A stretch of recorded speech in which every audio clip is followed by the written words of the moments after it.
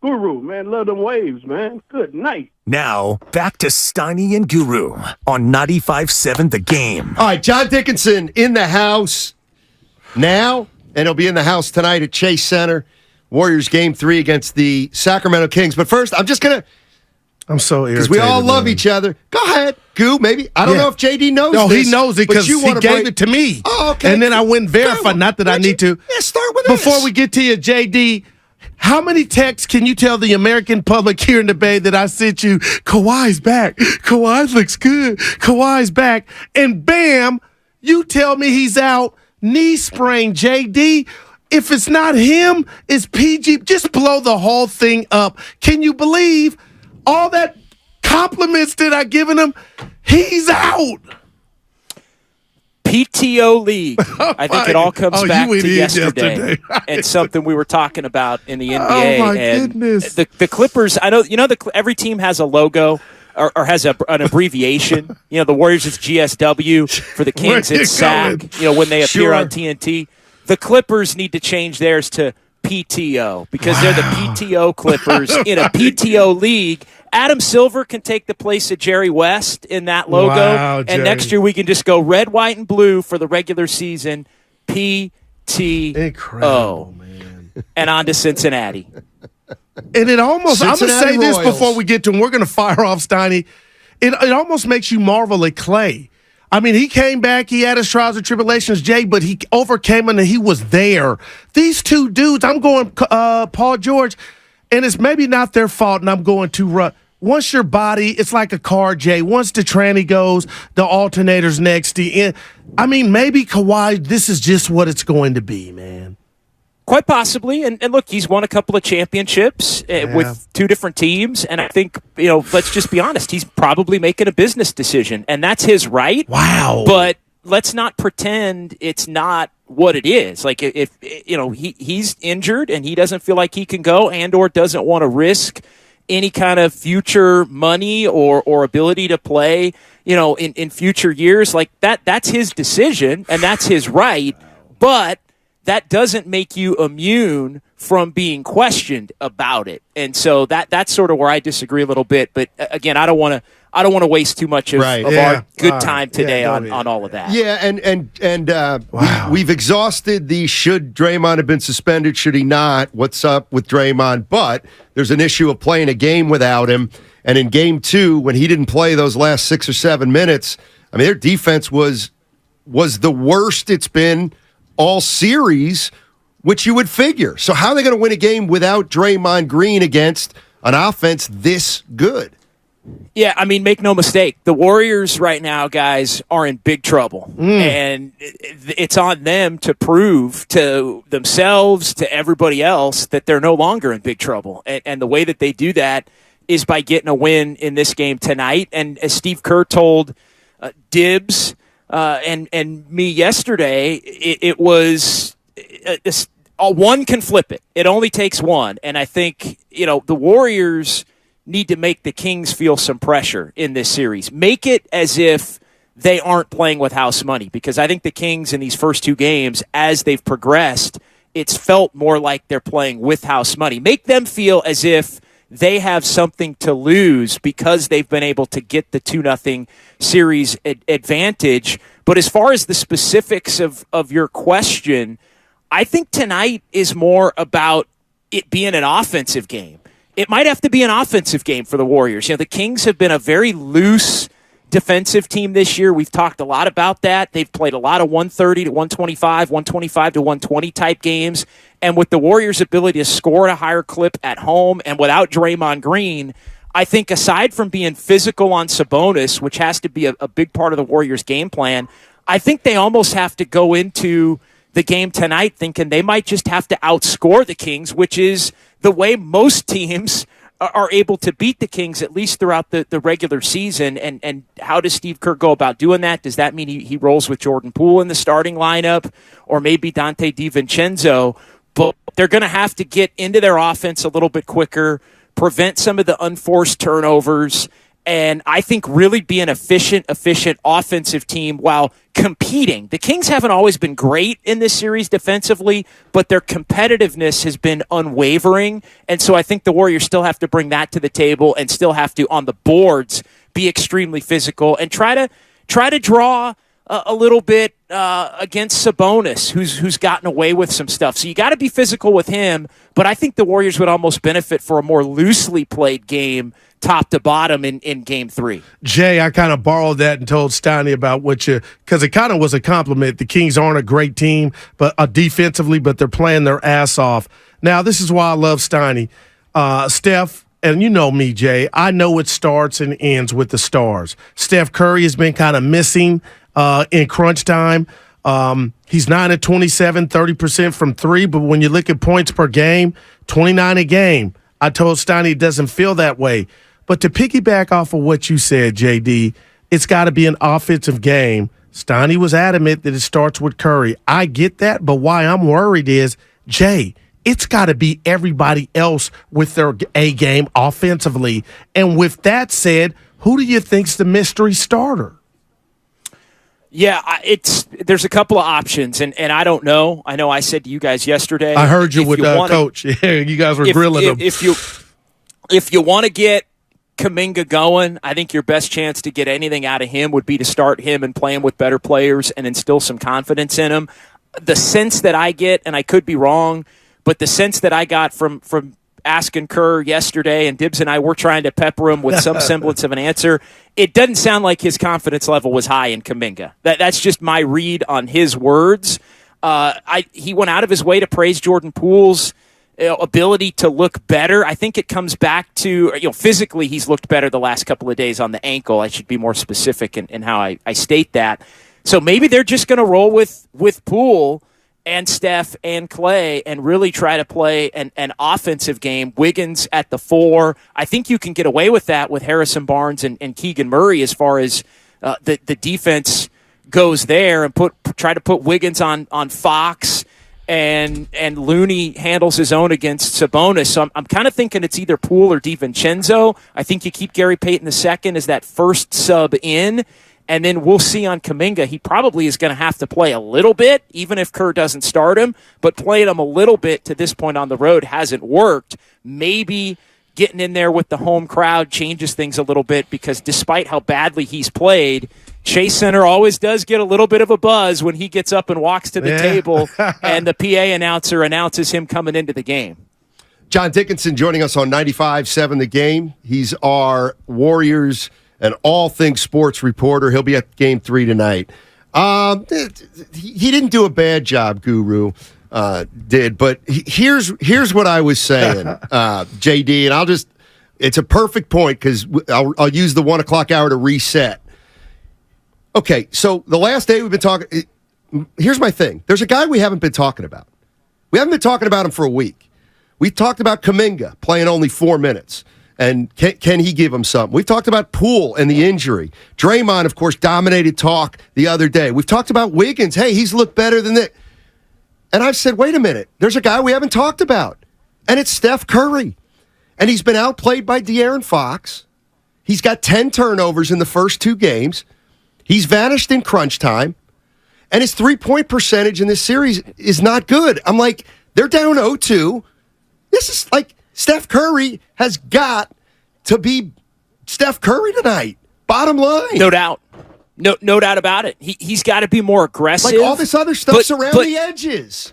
100%. No, you're absolutely right, and we can. And you're right. We've gotten into all the other stuff, and we're even doing it here. And you guys did ask me a more direct question about Curry. You're right. That's price of admission. He's got to be more aggressive, but aggressive is not the Klay Thompson style of just come down and cast off and be aggressive and hunt shots. Aggressive is, I think he's got to be a little more aggressive in the way he's bringing the ball up the court and looking to attack. Some of that ball pressure, whether it's getting rid of it and getting it back. I think he's got to, if they're going to face that kind of ball pressure, maybe use another guard with them and let that guard bring it up, or bring it up and immediately. They got to get into their offense quicker. I know Steve Kerr said yesterday about the turnovers. A lot of them are unforced, because here's the truth. when the Warriors have been able to get into their offense in this series, it still has been a layup line. But they haven't been able to get into their offense consistently enough to where they've been able to sustain that momentum. But as far as Curry goes, he's got to give it up and get it back and be in attack mode and go to the basket himself and try to get buckets and try to get to the free throw line and put the onus on the officials to put him on the free throw line, to aggressively take open shot, to work himself into that Steph Curry rhythm where he gets on one of those personal runs that ignites and blows the roof off at Chase Center. No, you're absolutely right. But it starts, I think, with something as simple as even just the way he's bringing the ball up and the way the Warriors are trying to get into their offense. But every time, or a lot of the time, the Warriors have brought it up and tried to initiate with a wing pass.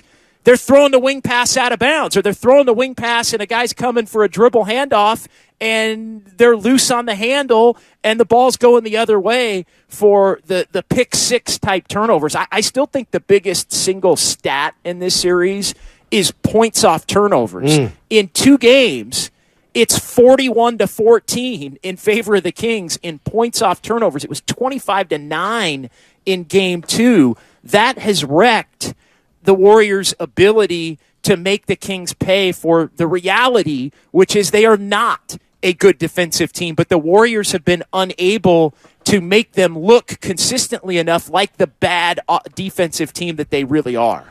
Jay, I'm going to be honest, because when I'm at fault or I get something wrong, I'm the first one to point the fingers at myself. I have no problem with it. Before this series popped off and we were heading into the last week of the season about possible Warrior opponents, Sacramento was a dream. And I'm asking you, John Dickinson, on game day, how surprised are you that the Warriors are down 2? And what does your gut tell you we're going to see tonight, my friend? Because if it's not a Warriors win, Jay, my goodness, who would have saw this coming? I'm not surprised because you got to go play the game and play well. The Kings are capable of beating the Warriors. I firmly believe that. Now, as far as the before the series stuff, nobody should feel bad about it. We hashed this out. Would you rather play the Kings or would you rather play Phoenix? If the Warriors were playing the way they're playing against Phoenix, they'd be done. It would be over already. The Warriors still have a chance to win this series. So it wasn't disrespect. It was common sense, the fact that everybody wanted to play Sacramento. So don't feel bad about that just because Sacramento's handed it to the Warriors down the stretch in a couple of games and it's 0-2 and Draymond's suspended. And like I said, make no mistake, the Warriors are in big trouble. They're in massive trouble right now. They're in some ways hanging on by a thread. That's just reality. But it only takes one game. They got to come out and play buttoned up, and it flips it, and you make the Kings start to feel a little bit of pressure. And no, watching the Warriors play all year, the big question coming into the series is, would it be different for them in the playoffs than it was in the regular season? And the answer is no to this point. And the question on the Kings was, could they continue to be doing some of the things they've done in the regular season, be great in close games, competitive, make their own luck in some ways, if you want to consider this Draymond suspension a stroke of good fortune for them? Well, that's exactly the kind of thing that they've done all year long. So they have made these first 2 games an extension of why they won 48 games. So there's no disrespect or thinking it should have gone the other way. It'd already be night-night if the Warriors were playing the Suns, in my opinion. Now, that being said, one thing I'm interested in on Sacramento the last couple of days, guys, because I got this jotted down on my list here of different things to look at tonight. I wonder if the Kings might be, and you know Mike Brown's going to be coaching against this, but if the Kings might be feeling themselves a little bit. I watched De'Aaron Fox yesterday, or at his media, it might have been 2 days ago, at his media availability, you know, the media there asking him about the Clutch Player Award and getting it or whatever, and he made the point, because I guess he was not unanimous, he made the point that anybody that didn't vote for him should have their credential revoked. You've got Mike Brown winning the Coach of the Year and all of the platitudes that go with that. I'm interested to see, and again, Mike Brown's sharp as anybody. He's coaching them against it. He coaches that team hard.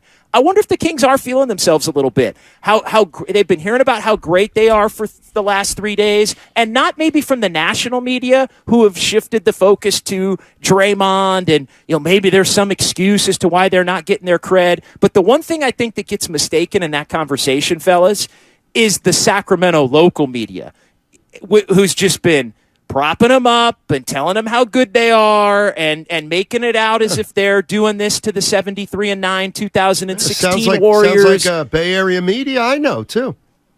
What I'm saying is, Steiny, they've been hearing how great they are for the last couple of days. Do they come out with that natural Game 3 letdown? I'm not talking about the Warriors media, so we can leave that aside. That's a different conversation, which we can have if you want to have it. I'm talking about the Kings, and maybe they come in a little bit loose. Now, the flip to that is, hey, they're due for a game where they hit a bunch of threes, and they've been that team this year that every couple of games hits a bunch of threes, and that could put the Warriors in a tough predicament. But it's something to, the ebbs and flows and the emotion of this series, it's something to keep an eye on. Are the Kings a little high? Can the Warriors make them feel a little bit of doubt? Get the one game, and then Draymond comes back, and then we've got a real series going into Sunday. John Dickinson joining us on 95.7 The Game. He'll be at Game 3 tonight. Yeah, and when I look at that, I think everything we've thought about the series hasn't come true. Oh, if the game gets close, it's the Warriors' championship pedigree. The Warriors have flipped a little bit with the Kings. So, it almost feels like the Warriors need the Kings to not play their best, because this might be the first series where the Warriors aren't the better team.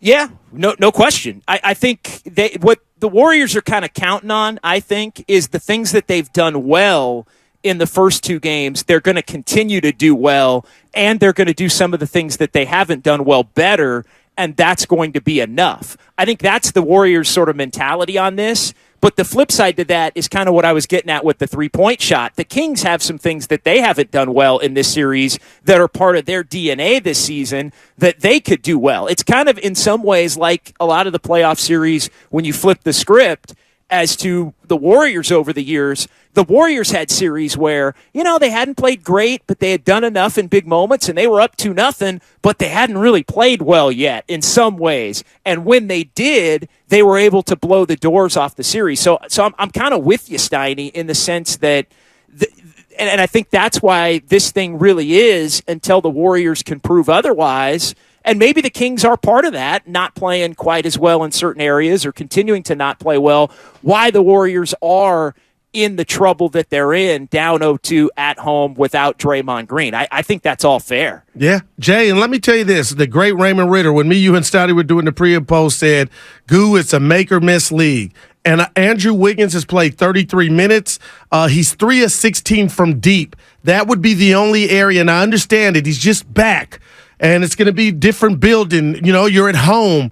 But how imperative is it that if you're going to shoot 8 or 9 a game, hit half of them? Because if you're still trying to find that stroke, Jay, you got to go to the rack, son, because they can ill afford for Drew to take 9 or 10 threes and make 2 of them.